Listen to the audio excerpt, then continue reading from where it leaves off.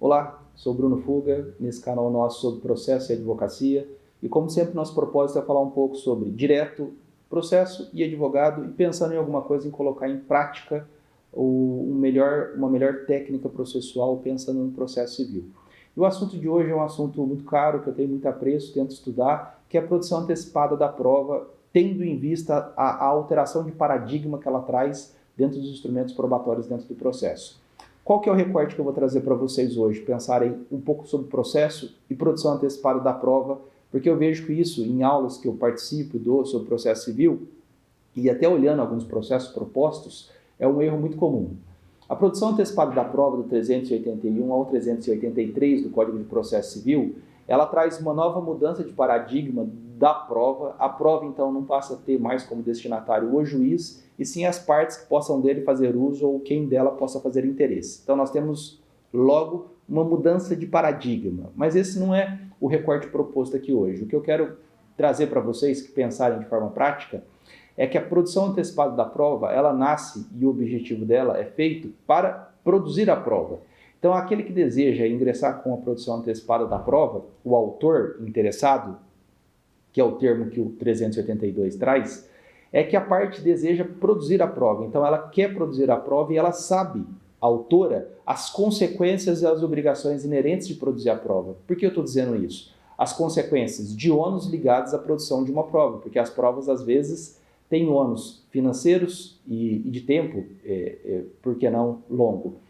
Por quê? Então, sigo nessa ordem aqui desse recorte que eu estou tentando trazer. Não é possível, dentro da produção antecipada da prova, a gente ter o que a gente denomina sobre inversão do ônus da prova ou sobre dinamização do ônus da prova.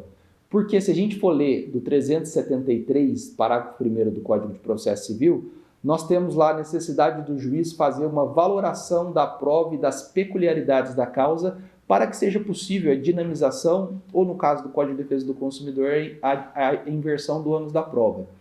Se há uma necessidade dessa valoração prévia para a concessão de dinamização ou inversão do ônus da prova, logo isso não é possível na produção antecipada da prova, porque na produção antecipada da prova, o juiz não pode fazer essa valoração.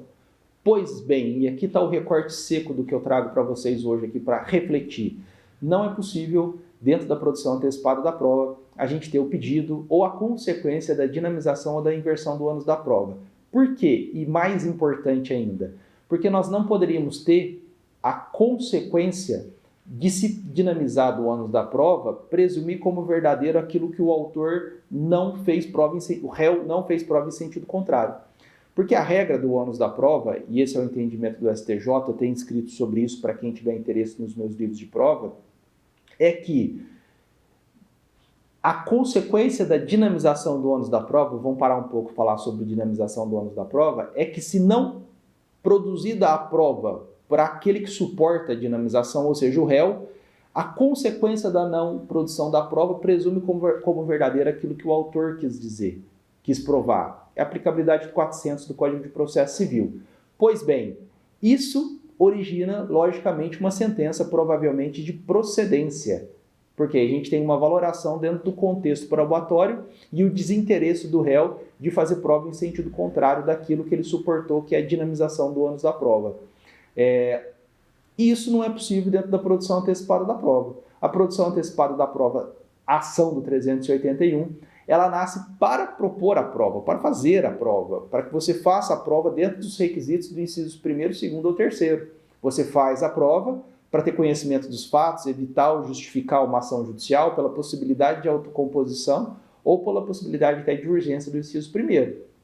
Mas pedir a dinamização ou inversão do ônus da prova implica dizer que, se não for produzida a prova, uma vez dinamizado, pressupõe como verdadeiro aquilo que o autor pretendia provar. E isso traz a consequência de uma sentença de procedência do mérito do processo, o que a produção antecipada da prova não permite.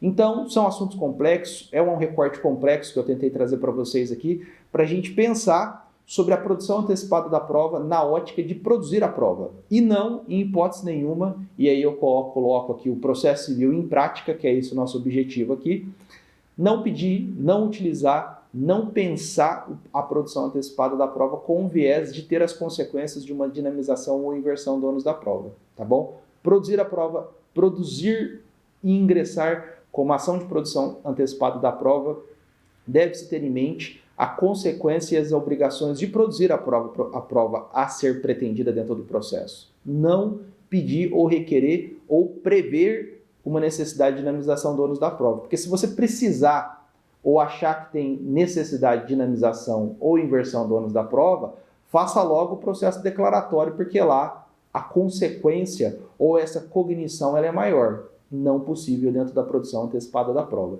Tema interessante, muito prático, e sempre o nosso recorte aqui dentro desse canal é falar sobre processo civil e prática para advogados, tá bom? Um abraço, Bruno Fuga, até o próximo vídeo.